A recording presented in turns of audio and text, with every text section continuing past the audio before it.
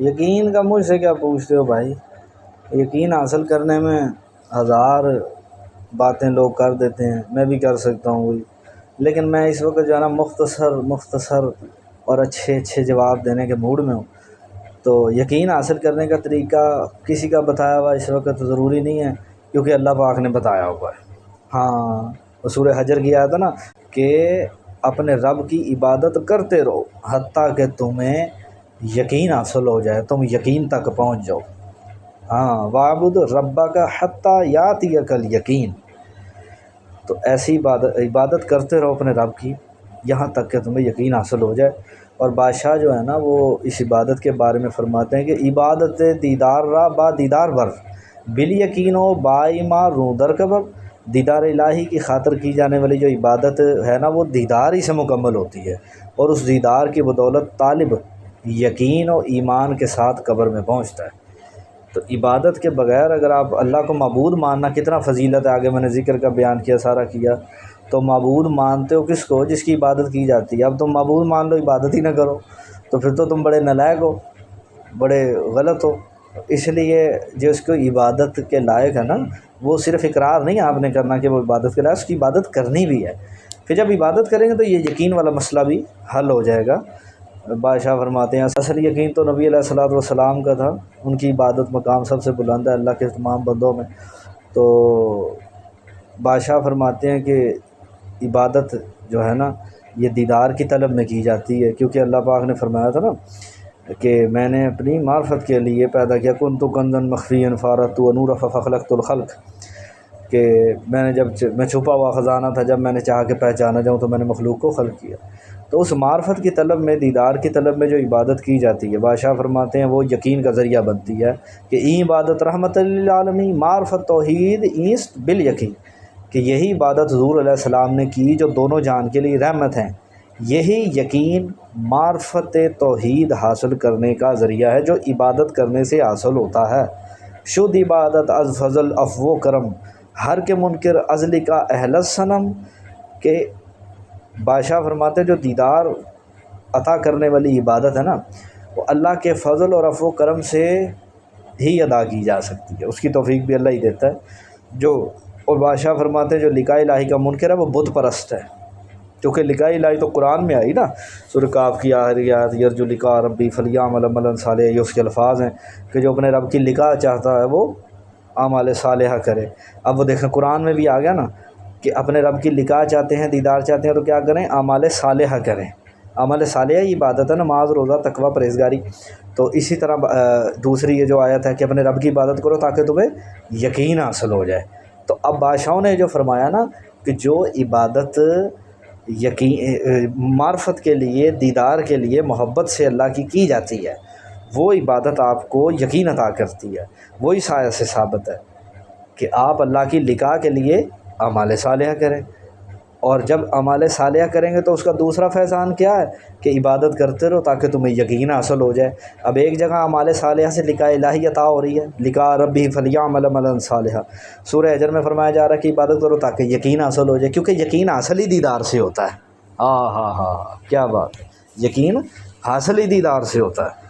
تو اس لیے دیدار اور یقین کے لیے عبادت کرو، یہ حکم ہے اللہ کا، اللہ کے رسول صلی اللہ علیہ وسلم کا۔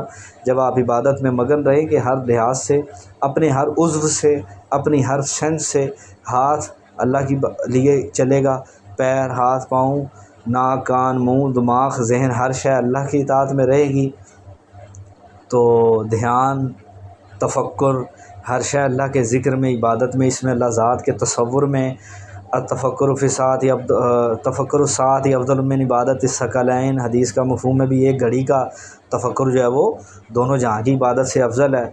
تو وہ تفکر میں رہیں گے، آپ کا خیال، آپ کا ذہن، آپ کی ہر سینس، تمام حواس خمسہ جب عبادت میں رہیں گے اور محبت سے رہیں گے تو کیا ملے گا؟ قرآن نے بتایا کہ اعمال صالحہ کرنے سے اللہ کی لقاء ملے گی، یہ سورہ کہف کی آخری آیت ہے۔ اور سورہ حجر میں کیا بتایا کہ عبادت کرنے سے، کرتے رہنے سے یقین حاصل ہوگا۔ اب یقین اللہ کے دیدار کے ساتھ، اس کے دیدار کی برکت سے کامل یقین حاصل ہو جائے گا، اس لیے اس کے دیدار کے لیے اور یقین کے لیے عبادت کرتے رہیں۔ اب آپ کے یقین والا آپ نے سوال کیا تو یقین کے ساتھ میں نے دیدار بھی بتا دیا، کیونکہ یقین آپ نے ادھورا سوال کیا نا کہ یقین کیسے حاصل ہوگا، بغیر دیدار کے تو یقین بادشاہ فرماتے ہیں حاصل نہیں ہوتا امیر الکونین میں، تو یقین حاصل ہوگا دیدار سے۔ تو اصل جو منزل ہے وہ دیدار ہے، وہ خود ہی یقین، فضل، تصرف سب عطا کر دے گی۔ آگے ایک برکت کے لیے بادشاہوں کی اسی ضمن میں جو ہے وہ ایک اور بات کہ بادشاہ فرماتے ہیں این عبادت دائمی طاعت طلب طاعتی باشد حضوری راز رب۔ بادشاہ فرماتے ہیں کہ یہ عبادت دائمی اطاعت کی متقاضی ہے، یہ نہیں ابھی 2 دن ذکر کر لیا، 2 دن نماز پڑھ لیا، پھر ذکر بھی چھوڑ دیا، نماز بھی چھوڑ دیا۔ بادشاہ فرماتے ہیں یہ عبادت جو ہے، جو دیدار اور یقین عطا کرتی ہے، وہ ایسی اطاعت ہے جو دائمی اطاعت کی متقاضی ہے، دائمی قائم ہونے کی متقاضی ہے کہ نماز کو قائم کیا جائے۔ ٹھیک ہو گیا نا۔ بادشاہ فرماتے ہیں پھر ایسی اطاعت جو حضوری اور راز حق تک پہنچا دے وہ یہی ہے جو دائمی طور پہ کی جائے۔ یعنی اب تیسرا بھی ایک سوال حل ہو گیا کہ کیسے کرنی ہے، چھوڑ کے تو نہیں ہو سکتی، تو یہ بھی سوال حل ہو گیا کہ چھوڑ کے نہیں ہو سکتی، یہ دائمی طور پہ قائم کیا جائے نا۔ اللہ پاک نے فرمایا نماز قائم کرو، تو نماز قائم کریں اور ہمیشہ قائم رکھیں۔ یہ عبادت جو ہے یقین والی، دیدار والی، وہ دائمی طاعت کی متقاضی ہے، بقول سلطان العارفین سخی سلطان باہو۔ اور آگے بادشاہ فرماتے ہیں آیت قرآن پاک کہ اللہ فرماتا ہے کہ میں نے جنوں اور انسانوں کو اپنی عبادت کے لیے پیدا فرمایا۔ اور ابن عباس نے الا لیعبدون کی تفسیر میں ای لیعرفون فرمایا کہ اللہ نے اپنی معرفت کے لیے پیدا فرمایا انسان کو۔ تو اس لیے یاد رکھیں کہ یقین حاصل ہوگا عبادت سے، دیدار حاصل ہوگا عبادت سے، اعمال صالحہ سے، اور جون سے عبادت اور جون سے اعمال صالحہ دیدار عطا کرتے ہیں وہ دائمی اطاعت کے متقاضی ہیں، دائمی طور پہ عمل پیرا ہونے کے متقاضی ہیں، ترک کر کے چھوڑ کے ممکن نہیں ہو سکا۔ مستقل مزاجی سے جب کیا جائے گا، نبی علیہ السلام سے وہ ایک حدیث کا مفہوم ہے نا کہ سب سے بہترین نیکی کون سی ہے، یا اس طرح سے اللہ کم بیشی معاف کرے، کون سی سب سے بہترین نیکی ہے، ریاضت ہے، مجاہدہ، سرکار نے فرمایا وہ جو ہمیشہ کیا جاتا رہے، یعنی جسے چھوڑا نہ جائے، وہ سب سے بہترین ذکر، سب سے بہترین عبادت ہوتی ہے، سب سے بہترین طور مجاہدہ ہوتا ہے جو ہمیشہ کیا جاتا رہے، حدیث کا مفہوم ہے۔ تو اس لیے یہ مکمل طور پہ کرتے رہے تو انشاءاللہ یقین بھی، دیدار بھی اور تمام منزلیں اسی میں اللہ پاک عطا کر دیتا ہے۔